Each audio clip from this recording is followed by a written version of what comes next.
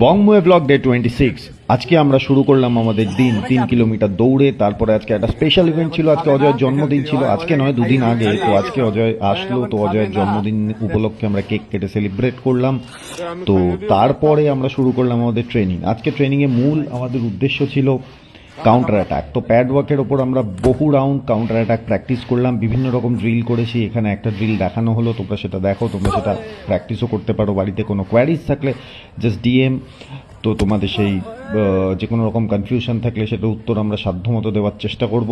এবং তারপরে আমরা করেছি কয়েক রাউন্ড স্পারিং, বেশ কয়েক রাউন্ড আমরা স্পারিং করেছি। এবং স্পারিংয়ে যেই জিনিসটা আমরা প্রমোট করে থাকি, ইনজুরি ফ্রি স্পারিং, যেই স্পারিং করলে আমাদের টাইমিং, আমাদের রিদম সেন্স ডেভেলপ করে, আমরা সেই রকম স্পারিং করলাম। No shin pad sparring, slow sparring, light hearted sparring. আর যেই স্পারিং করে আমাদের কোনো রকম ইনজুরি হয় না, কিন্তু আমাদের টাইম, সুইমিং, স্পিড, রিদম সব কিছু ইম্প্রুভ করে।